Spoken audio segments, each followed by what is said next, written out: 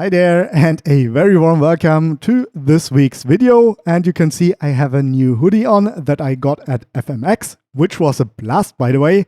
And on this hoodie there's a logo you might recognize. Of course, it's the Octane logo, and this ties in to what we are going to do today. So we are having a look at Octane in Cinema 4D, and I got this question a lot. How can I reduce noise in my render, or how can I make my render times faster? And we are going to look at it from a lights point of view. So we are going to get all the info that reduces noise that has to do with lighting. And in some future video, I have planned to do this with materials as well as render settings. So without further ado, let's grab your coffee and let's get started. Alright, in this week's video I'm going to try to give you a deeper understanding about lighting and path traces. This not only has to go for Octane, you can also use Cycles or Arnold for example, and through that knowledge give you an understanding what situations might cause more noise in terms of lighting. Welcome to one of our scenes for today.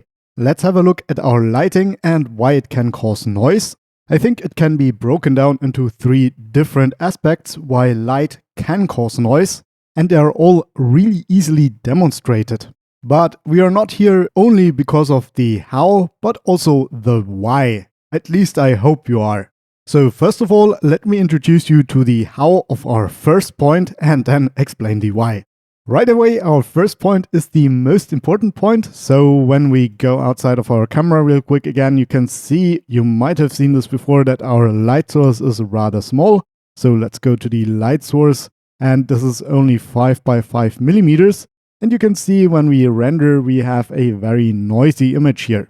So let's take a screenshot in our picture viewer. Here we go.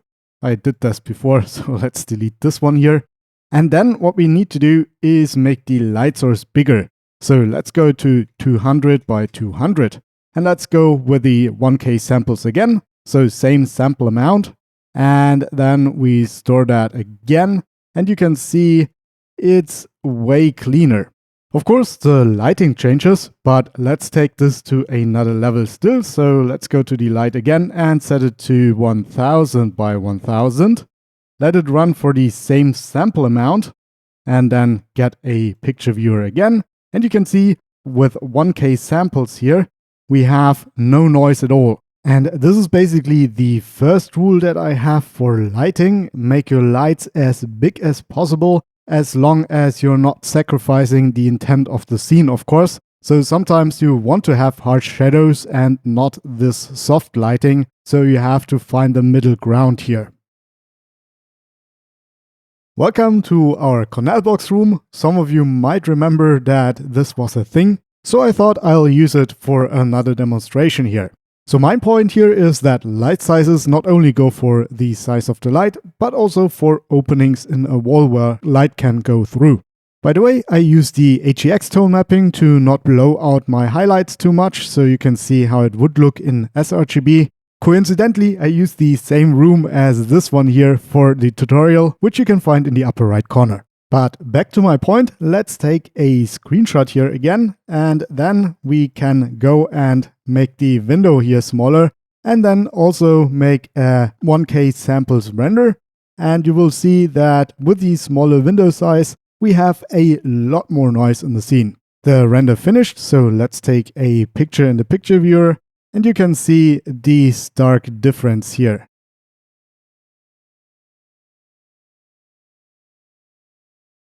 Last demonstration for this block, and this is to show you that the exception proves the rule sometimes. So instead of the outdoor lighting, I have enabled the indoor main light. Let's do the same and get a screenshot here, and then get a smaller light.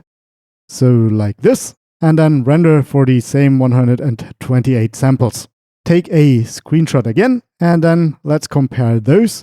And you can see the noise is very similar, so not a lot more noise. We can see there are some fireflies though. Let's go to chart time and explore what's happening there. By the way, small add-on, I actually had to adjust the light's brightness in all of my scenes to accommodate for the smaller light size, of course. Okay, small refresher what actually sampling is all about. You can take a more deep dive in the Understanding Sampling video, again upper right corner. So let's first take a look how light works in the real world. Basically all the photons, or what makes us see the world, come from the light source, and then billions upon billions of those bounce around in our world, interacting with atoms, and then some of those are cast into our eyes or the camera, and therefore we can see the world. In the real world, a light source shoots its photons all over the place, even in directions we don't care at all because they don't matter to what we see. So in CGI, we reverse the process and shoot the rays through our camera, so everything we see is hit by rays. And then from there, we need to find the light source, and it really doesn't matter how the path between the camera and the light source is established. As long as it's established, it can be computed. What's also really important to know is that despite sampling the light source, the path tracer or ray tracers heavily rely on a quasi-random pattern to explore the rest of the scene. This can come into play with, for example, indirect lighting, where the ray that hits the object can bounce off in all possible directions. So one random direction has to be chosen, or for example glossy reflections or refractions, where we have the possibility for the ray to bounce off in a certain angle. So basically what I'm trying to say is that we have direct lighting that is very well established and noise-free, and other algorithms that rely on probability that are more prone to noise. So let's have a look at one of those and explain why bigger light sources are better for sampling. Before we expand to indirect diffuse, let's explain direct lighting once more. It's really simple. So we shoot a ray from our camera inside of our thrustrum to the scene, so everything we see, and where it hits, it will then generate a light ray, so shoot a ray directly to the light. And this is possible because the renderer already knows all the light's positions in the 3D scene. This is very noise-free and also the reason why our smaller ceiling light had no extra noise, because most of the room was being hit by the light directly. Let's have a look at the indirect rays that are shot at random. To do so, let's place another plane in our scene here, and then let's hit one of those rays directly at the plane. So this would be a diffuse depth of 1. From there, we can shoot it a couple of more times, and then ideally it will hit the light. Now remember, this is a random ray. It could go in all sorts of directions. So when it hits the light, it is basically a big chance. And you can increase the probability by making the light bigger. So instead of one specific angle where the ray will hit the light, it now has a variety of angles that all will hit the light. And this is basically the answer to the question why a bigger light samples better. Because through its bigger surface area, it has a larger chance to be hit by all sorts of rays. And this allows us to create more paths between the light and the camera. This is a new scene, but still the same topic. So I brought over my syringe from the last week's Blender tutorial to make it also available for my Cinema 4D Patreons. On purpose, I left the syringe material to still cast caustics to show you one more thing, and this comes in with the HDRIs. This might be half of a joke by now, but I usually use Maxim Ross's nice HDRI that you can see here, and it has a couple of smaller lights that have the same effect as small light sources inside of the lights when we have it in the scene. So what we could do is actually blur the HDRI inside of Photoshop and then use the blurred version of it, since the blur will enlarge the light sources, and therefore with the same amount of samples you have a cleaner rendering. So let's also take a screenshot here and then compare those, and you can clearly see that the one with the blurred version of the HDRI is much cleaner. Of course, this is a bit of an exaggerated example, since normally you would have a non-caustics binding material, so you would tick on fake shadows. Spoiler for the next video in the series. Welcome to Chart Time HDRI edition. Let's go over why it's still important to have different sized lights and why it even matters, because an HDRI is basically a giant sphere light around our scene. So the interesting thing to know here is there's something that's called importance sampling or next event estimation. So if we have something really bright on our HDRI, it would be rather pointless to sample all of the HDRI with the same density, so the rays are concentrated on the brighter part of it. So in terms of sampling, the parts that are brightest on the HDRI basically work like lamps and therefore have the same benefits and disadvantages. What might be important to know is while HDRIs have importance sampling, usual area lights have not. So if we have a bright spot on our area light, still the whole light will be sampled, and therefore it is not wise to have an HDRI with a hotspot on an area light. Let's have a look at this in the next scene. So here's the in-action demo. So we are back in our scene with our cube and the 1000 x 1000 millimeter light. So let's show you the light first, and this is just a white area. But if we use the HDRI as a texture on it, here we go, and then go back inside of the camera and then maybe also adjust its brightness here a little bit to make it reasonably bright, you can see the sampling is very noisy. To contrast that, what I've done is go into the HDRI and actually use transforms to use the HDRI to be at roughly the same position as the light. Then when we look at it, the rendering here seems a lot more noise-free, and this comes down to the HDRI having importance sampling while area lights have not. Oh, and yeah, extending that thought, therefore it's never a good idea to have a sphere spanning your whole scene as a light source, because that would also not have importance sampling and therefore sample really poorly. We are still in our cube scene, and this is the last topic connected to the light size, but you can already see why this is my first choice in reducing the noise, because there are so many related things to it. In this chapter, I want to concentrate on the distribution, as who would have thought is also reliant on the light size and has sampling issues. For those who don't know, the distribution is good for spotlights, gobos or IES lights. So let's actually create one by hitting tab and go for a spotlight distribution here.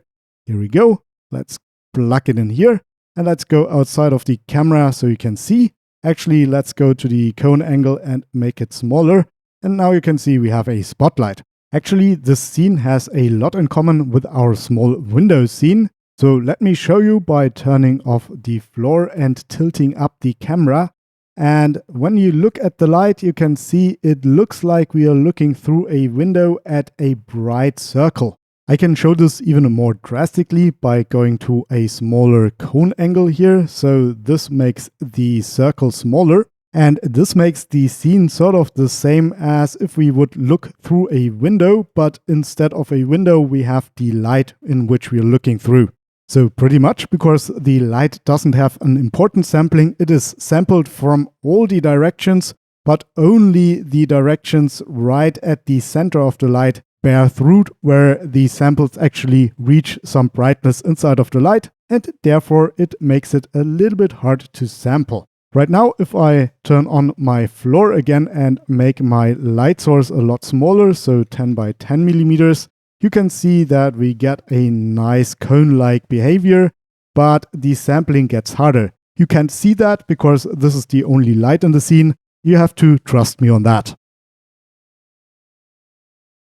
Welcome to yet another chart time, which is the second point I'm making. So everything up until now was the first point, which summarizes into make your lights as big as possible. This is very easy to understand with the baseline use as few lights as possible, and the explanation is also very simple.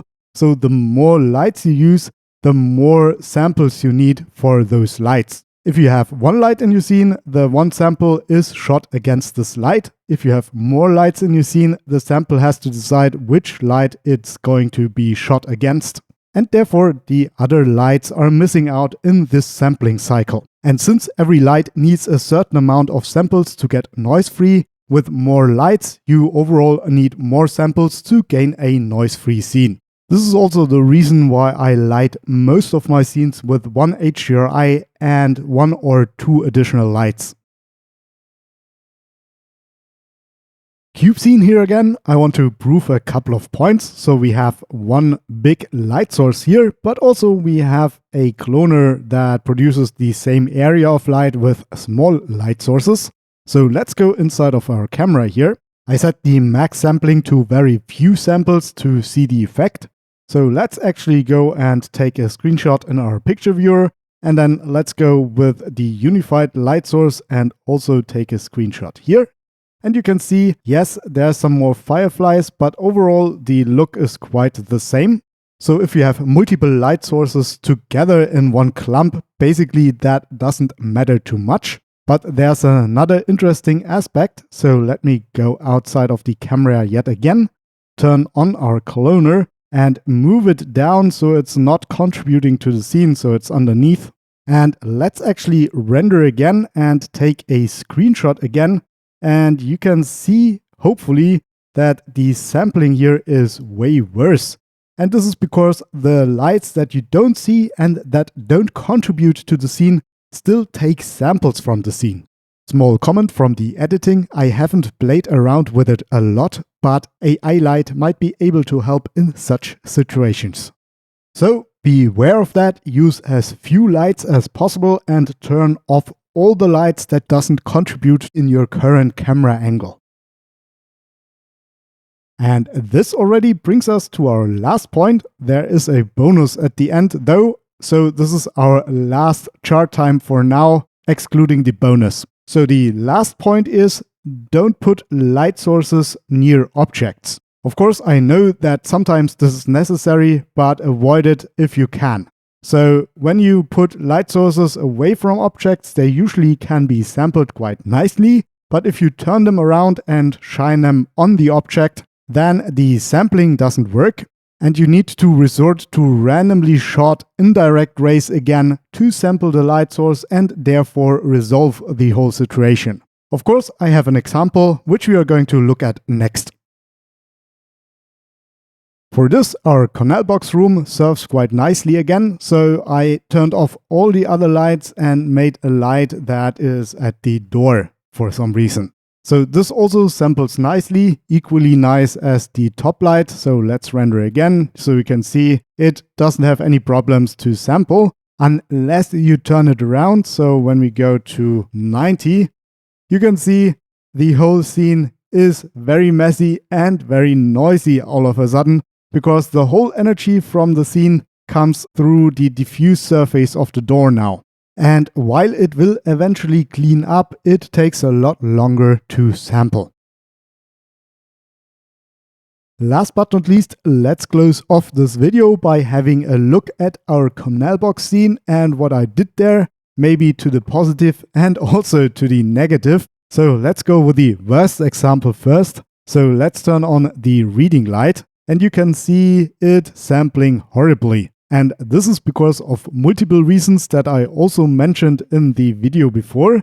So if we zoom in here, you can see A, the light sources are very small, B, the light sources are near other objects, and of course there is multiple light sources, so everything I said in this video is done wrong here. Now, in some situations there's no other way because you see those light-giving objects. You could go ahead and just use the geometry of the glass to get the light bulb, and I can do that and show you that it's actually sampling a lot better if I do that. So I made this lamp material here real quick. It's a diffuse material with an emission. So let's turn off the capsule here and let's assign this to the glass. And you can see it samples a lot better right from the start. But of course you're missing the fine details inside of the lamp that you would see otherwise. Also, one thing I didn't mention is that you should prefer a Octane light over a mesh light because mesh lights always sample slightly worse. So just for one more comparison, this is what we did right now. So if I can get rid of the material here and turn on our capsule again, this is the thread inside of the bulb. You can see it's the bad sampling all over again. I think since the other lights are optimized quite well, so let's have a look at them. The room light again samples quite well because it's shining on surfaces directly but reaches the whole room. And the sunlight can only optimize by increasing the size of your window if your architect allows it. I think the only thing we can talk about is the light stand, which suffers a lot of the same problems as the reading light. So let's turn this on. And you can see it also not sampling very well. So in contrast to the reading light, here I use actually a Octane spherical light instead of geometry. But what gives us the bad sampling is the light's shade. So if we zoom out to our scene camera, you can easily see that those portions where the light can be sampled directly are much more noise-free than the portions where the light is going through. So this is some sort of translucent layer here, the shade. Of course, we could do the same and get the lamp shade as a actually emissive material, and this would sample much better. But then we need to control the shade's intensity together with the light's intensity, which is possible, and you can already see that it's sampling better. But I was opting for the most realistic shading, so I did go with the translucent shade material. So I wanted to just show you that at some points you have to take compromises, or if you go with the more realistic thing, have to deal with longer render times. Okay, this is a little bit of a bonus with sampling. I mentioned it here and there in my other videos, but I want to cram it in here also. So we already know that this ceiling light is sampling the best in the scene, and this light here is sampling the worst in the scene. And actually a good trick to see that is to put each light into their individual light group and look at them. For example, here you can see there's very little noise. Of course, it's still a little bit of noise, but we're only sampling with 256 samples here. And then we go to the other light and we can see a ton of noise here. Octane already tries to balance that out dependent on the light's brightness and size and so on, but sometimes it doesn't work quite well. So what you can do is steal samples from other lights. So we are here in the LED light and there's a sampling rate. So if we up that, but before we do that, let's also take a screenshot here. And now let's up that to 25, for example. So this light is now 25 times more likely to receive samples than any other light in the scene. Once it's finished rendering, let's compare those both. And we can see it sampled a little bit better. If we go up in the corner here, you can see that a little bit better maybe. It's not that much, but you have to take care of that because you're also stealing samples from other lights. So now our ceiling light is sampling way worse than before. I thought I'd throw this in here real quick so you can see that you can actually control these samples of the light, or at least the factor of sampling. Because this is not gaining 25 samples, this is now 25 times as much samples as any other light in the scene, unless you change the other lights to other values. And now on to the quick bonus round. Welcome to the bonus. Yes, it's a chart time once more. Remember way back in the beginning where we had this glass cube with caustics? I made a whole chart time about that, but I thought it might be too long in the video, so this is why I'm adding it as a bonus right now. Basically, it's the same as the Understanding Caustics video, link in the upper right corner again, but in a little bit of a different explanation style. So we have a camera ray, and from there it hits the surface, and then from that spawns a light ray and hits the light dead center. So far so good, unless we bring in a glass block here. So this is basically representative of our cube. So if we shoot a ray now, then the light ray is shot as well. But due to the refraction, it will miss the light because it's not in the direct path. So we can no longer reliably sample the light source, and we are reliant on the random rays that are shot every once in a while to leave the hit point at the exact angle that all the refractions align to hit the light source in the end. And the chances of that are extremely slim. And this is why the small light source sampled really poorly with caustics. So when we make our light source bigger, not only does the original light ray hit the light, but also we have a lot higher chance that some random angled ray also will hit the light. And therefore, bigger light sources are much better to sample for caustics. And that was it. That was the how to avoid noise while lighting tutorial. I have the feeling that this will be rather long, so I have to get editing to get this out today. Hopefully you learned something, and thank you for watching this long. Let's thank those people who made this video possible. Obviously my Patreons. Especially my €50 tier subscribers Shields Augustinen, Just a Freakin', and Leon Studio TV.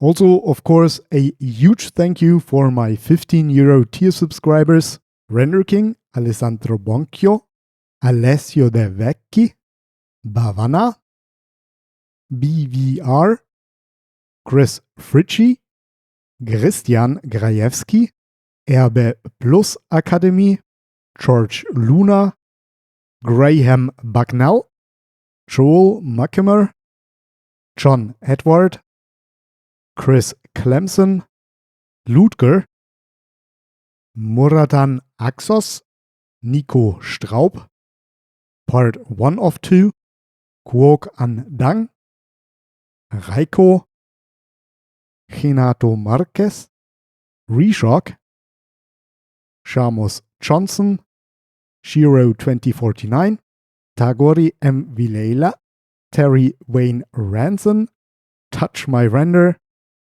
Yasin Rupp, and Shibue Xiang. Thank you all so very much for making it possible to produce those videos that you all enjoy. Let's make some noise for the after credits party. Again, thank you so very much for still watching and still listening to me.